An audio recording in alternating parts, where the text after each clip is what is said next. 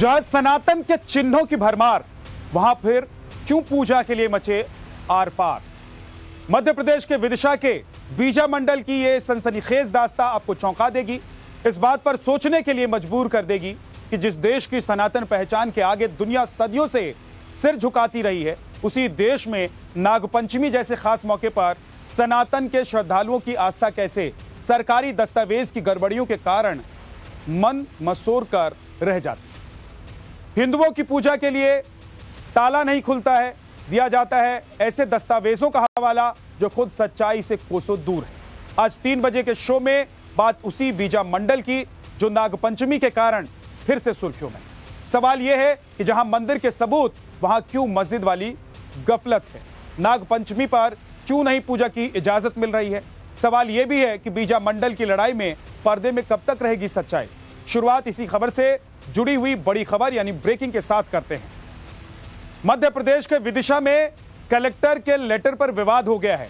बीजा मंडल मस्जिद लिखे जाने पर यह विवाद शुरू हुआ है। हिंदू संगठन के मस्जिद लिखने पर विरोध दर्ज कराई गई है हिंदू संगठनों के द्वारा। विजय सूर्य मंदिर को मस्जिद कहना गलत है, यह हिंदू संगठनों के द्वारा कहा जा रहा है। कलेक्टर और एसपी को एक ज्ञापन सौंपा गया है। राज्य और केंद्र सरकार से दोबारा सर्वे की मांग की गई है। तो कलेक्टर की तरफ से जो चिट्ठी जारी की गई है उसको लेकर विवाद हो रहा है। आप एक तरफ देख रहे हैं जो लेटर जारी किया गया है जिसमें विरोध जताया है हिंदू संगठनों ने। इस लेटर में इस स्थान को, बीजा मंडल के इस स्थान को मस्जिद कहा गया है। इस पर हिंदू संगठनों ने विरोध दर्ज कराया है। और आप देख रहे हैं दूसरी तस्वीर जिसमें यहां ताला जड़ा हुआ है इस इमारत में। हिंदुओं का कहना है कि ये सनातनी सबूत इतने हैं यहां पर कि आपको बताने और दिखाने की जरूरत नहीं है। ये एक मंदिर है और नागपंचमी के दिन यहां लोग पूजा करने के लिए क्यों नहीं जा सकते।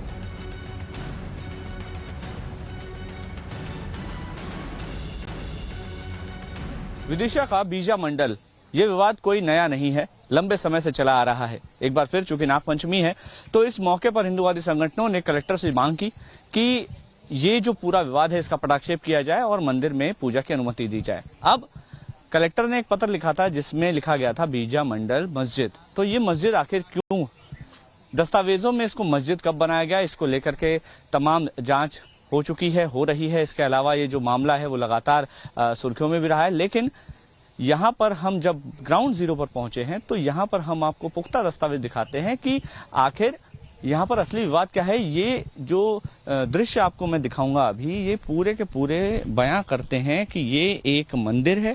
मंदिर के तौर पर यहाँ पर सभी जो शिलालेख कहें या फिर जो मूर्तियां कहें या फिर यहाँ के जो पुराने अवशेष कहें, सब ये बताने के लिए पर्याप्त है कि यहाँ पर बाकायदा एक मंदिर हुआ करता था।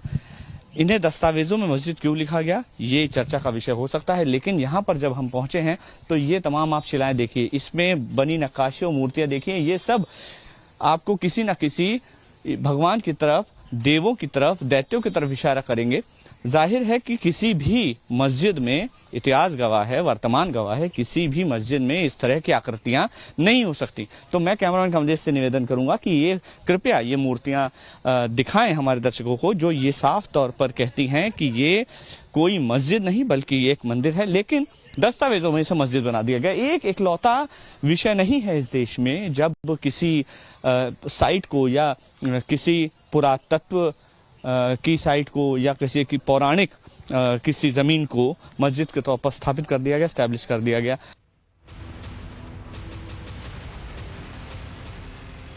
अब आपको ये पूरा विवाद ग्राफिक्स के जरिए बताते हैं। दरअसल ये विवाद है क्या।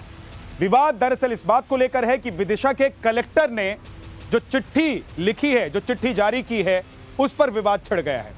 डीएम के लेटर में बीजा मंडल को मस्जिद लिखा गया है। बीजा मंडल को मस्जिद बताने का विरोध किया जा रहा है हिंदू संगठनों के द्वारा। विरोध में उतरे जिले के हिंदू संगठन, बीजेपी एमएलए मुकेश टंडन ने भी आपत्ति जताई है। और आपको बता दें कि विजय सूर्य मंदिर को मस्जिद कहना गलत है, यह हिंदू संगठनों के द्वारा कहा जा रहा है। कलेक्टर और एसपी को एक ज्ञापन सौंपा गया है। इस बाबत राज्य और केंद्र सरकार को दोबारा सर्वे की मांग की गई है। विवाद बढ़ा तो विदिशा के डीएम ने कहा, मैंने एएसआई के अनुसार बातें बताई हैं, यानी कि जो डीएम है उन्होंने सफाई दी है, उन्होंने कहा है कि एएसआई ने जो बातें बताई हैं उसी के आधार पर उन्होंने वो लेटर जारी किया है और उसमें मस्जिद का जिक्र किया गया है। लेकिन हिंदू संगठन कह रहे हैं कि यहां पर इतने सारे सनातनी सबूत हैं कि आप इसको मस्जिद कैसे कह सकते हैं। अब आपको डेलीगेशन मेरे पास में आया है और उन्होंने ये मांग की है कि यहाँ पर जो है नियमित पूजा करने की अनुमति दी जाए, क्योंकि ये मुद्दा पुरातत्व सर्वेक्षण से जुड़ा हुआ है। तो उनके जो वरिष्ठ कार्यालय है उनको हमें पूरा मैटर रेफर भी कर रहे हैं और पुरातत्व विभाग के जो मापदंड है, उनके जो नियम कानून कायदे हैं, उनके अंतर्गत इसमें कार्रवाई है। इसका जो पूरा संरक्षण है, इसका जो स्वामित्व है, वो एएसआई के पास में, पुरातत्व सर्वेक्षण विभाग के पास में है। तो पुरातत्व विभाग में जो नॉमिनिक्लेचर है वही नॉमिनिक्लेचर है। पुरातत्व विभाग के अलावा उसका कोई और अलग से, चाहे कोई जिला प्रशासन हो या कोई और दूसरी अथॉरिटी हो या कोई दूसरा दफ्तर है, वो नहीं कर सकता है। जो कम्युनिकेशन पुरातत्व विभाग ने किया है वही कम्युनिकेशन मैंने किया है।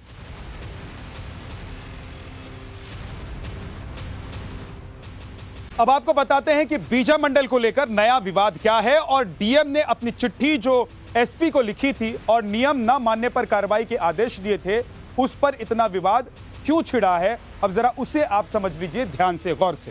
क्या है यह विवाद? हर साल नागपंचमी पर बीजा मंडल में पूजा होती है। हिंदू धर्म के लोग बीजा मंडल में पूजा अर्चना करने के लिए जाते हैं। हिंदू संगठन ने अंदर पूजा की अनुमति मांगी। कलेक्टर बुद्धदेश कुमार वैद्य ने इजाजत नहीं दी। कलेक्टर ने पुरातत्व विभाग का हवाला दिया।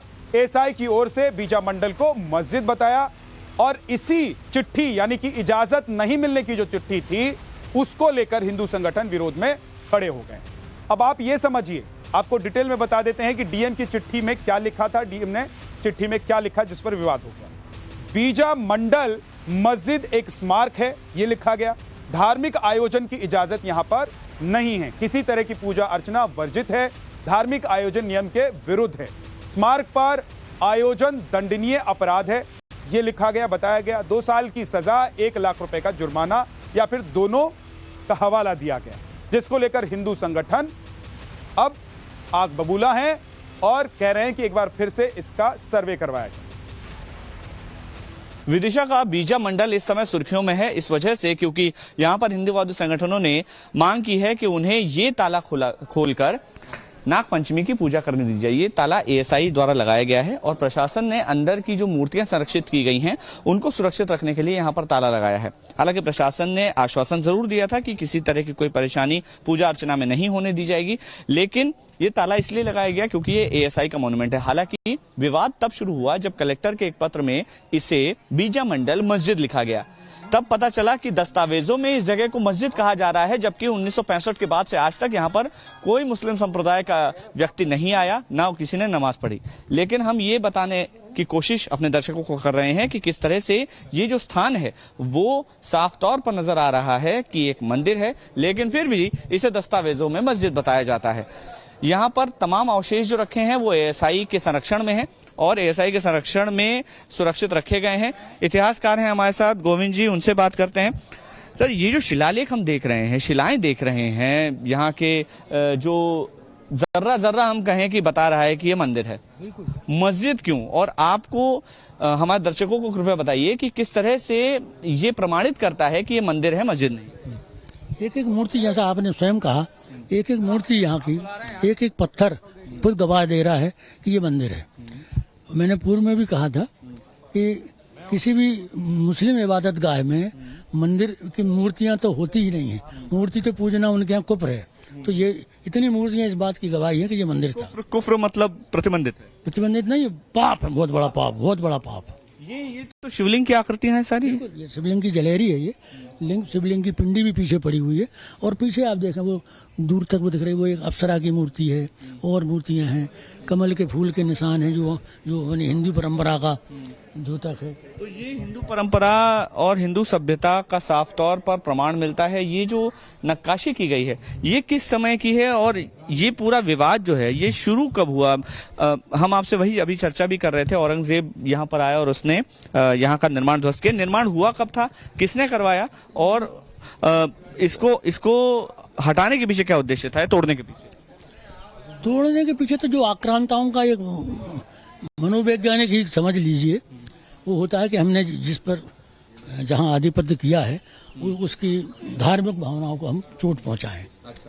दूसरा, औरंगजेब का दोनों तरह का था कि न केवल चोट पहुँचाएं, वहाँ हम अपने धर्म का उसको स्थान बना दें, जो कि औरंगजेब ने किया। इस मंदिर को तोपों से उड़ाया और इसके मलबे से ही जो पीछे दिख रहे हैं मीनारें, वो मीनारें बना के मस्जिद का रूप दिया।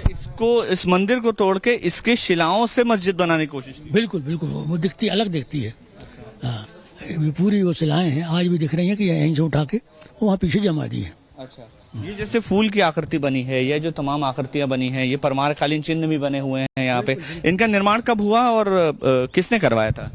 मूलतः मंदिर तो 9वीं 10वीं शताब्दी में चालुक्य वंश के राजा कृष्णदेव के सेनापति वाचस्पति ने कराया था, मालवा विजय के उपरांत, इसलिए इसका नाम विजय मंदिर रखा।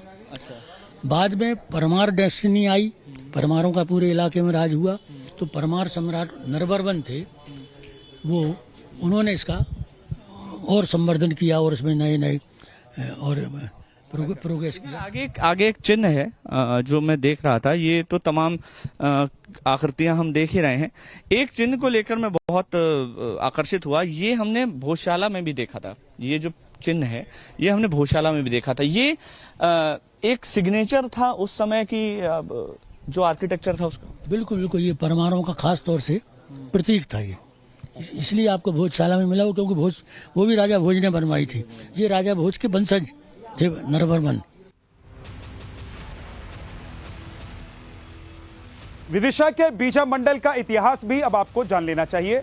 इतिहास के पन्नों में आखिर बीजा मंडल को लेकर क्या बातें कही गई हैं और इतिहास इसे लेकर क्या दावा करता है, ये आपको अब बताते हैं डिटेल में।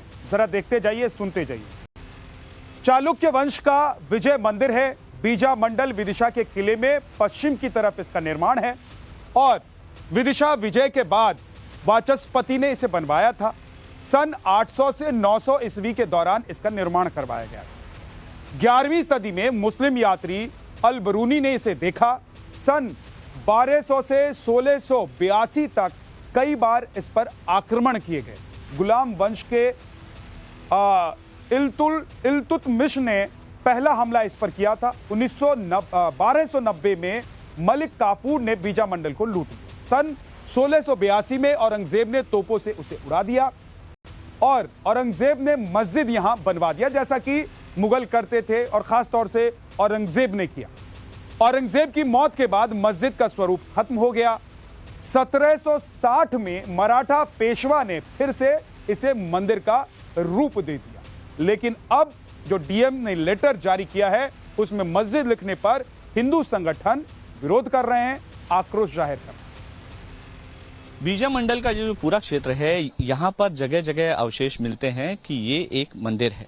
जाहिर तौर पर यहाँ मैं आपको दिखाना चाहूंगा, ये जो पूरा परिसर है यहाँ पर अलग अलग अवशेष रखे हुए हैं और ये सारे अवशेष मंदिरों के अवशेष हैं और खुद इतिहासकार जो यहाँ के जानकार लोग हैं, वो मुस्लिम समुदाय के लोग, हिंदू समुदाय के लोग सभी ये मानते हैं कि ये एक मंदिर है। उसके बावजूद मस्जिद कैसे लिख दिया गया, ये एक अपने आप में सवाल है, जांच का विषय है। लेकिन इसके बारे में एक रोचक तथ्य मैं आपको बताता हूं। औरंगजेब ने 16वीं शताब्दी में जब हमला किया था तो इस बीजा मंडल को तहस नहस करने की कोशिश की गई, लेकिन कर नहीं पाए।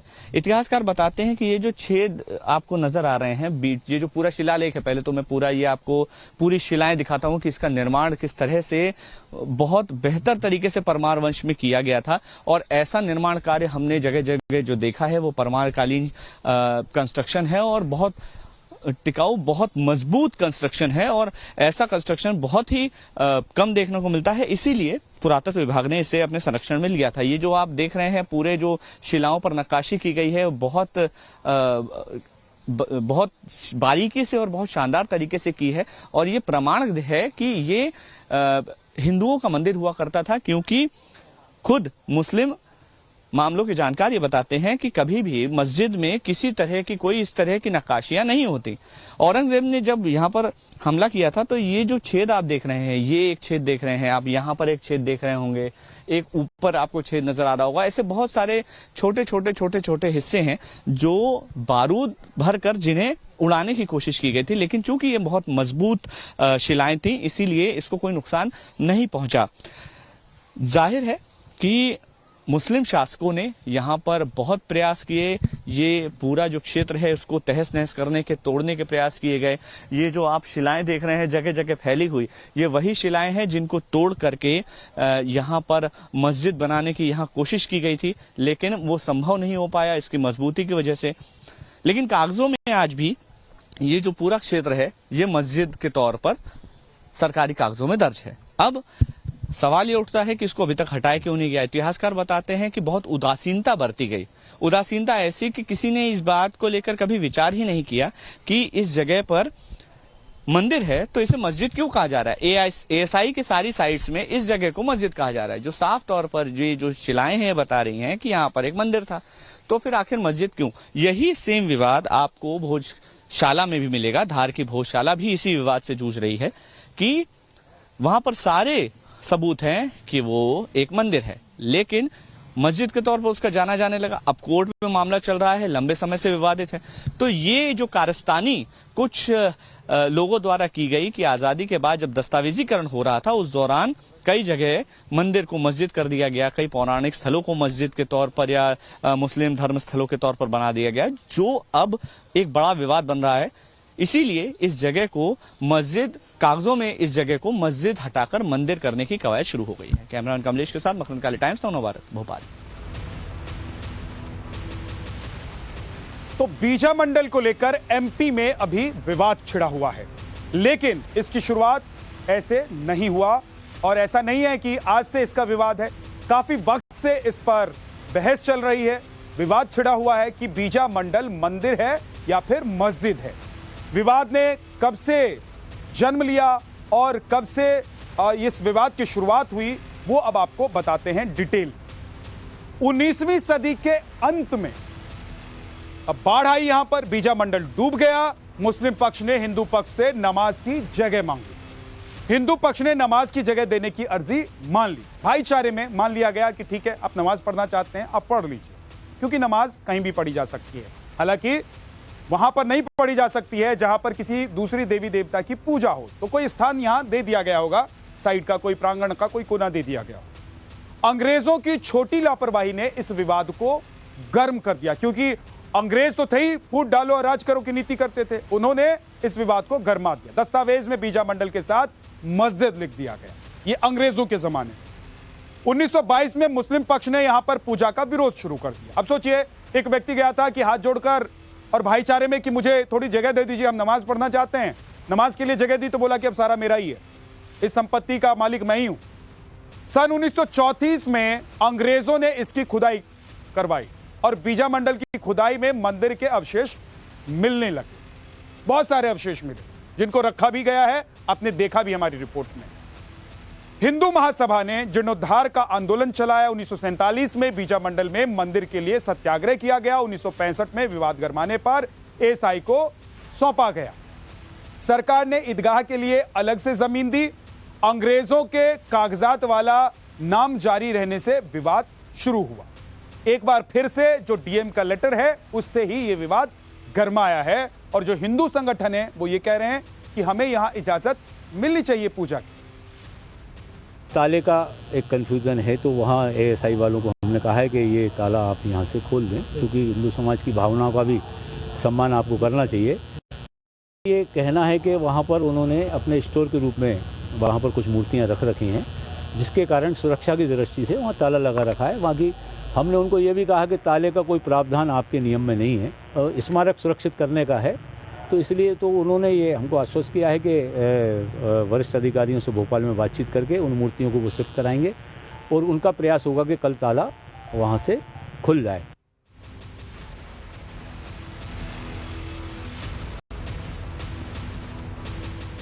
बातें तो यहां तक कही जाती हैं कि बीजा मंडल की तर्ज पर ही देश की नई संसद की डिजाइन बनाई गई है। जो नई संसद बनी है उसका जो डिजाइन है वो इसी की तर्ज पर, उसका नक्शा ही यहीं से लिया गया है। यहां तक कि ऊंचाई भी हूबहू बीजा मंडल की तरह ही रखी गई है ना। ये दिलचस्प कि सोचिए कि नई जो संसद बनी है वो इसके तर्ज पर बनी है, लेकिन जो ओरिजिनल है उसके लिए हिंदू संगठन लड़ रहे हैं कि हमारा है, हमको दे दीजिए, यहां पर हम पूजा करते थे और पूजा करना चाहते हैं। नई संसद के डिजाइन से सुर्खियों में आया बीजा मंडल सोशल मीडिया पर वायरल हुआ। तो दोनों की तस्वीर भी सामने आई। नई संसद की एंट्री तिकोना आकार बीजा मंडल जैसा ही है। प्राचीन भारत की शानदार वास्तुकला बनी हुई है। नई संसद की ऊंचाई करीब 150 गज है। ऐतिहासिक जानकारियों के मुताबिक बीजा मंडल के मंदिर की भी ऊंचाई इतनी ही थी, करीब 150 गज। लेकिन जो ओरिजिनल है, जिसके आधार पर नई संसद का निर्माण हुआ है, जिसको देखकर नई संसद की कल्पना की गई, अब सोचिए कि उसी को पाने के लिए, हासिल करने के लिए हिंदू संगठन लड़ रहा है।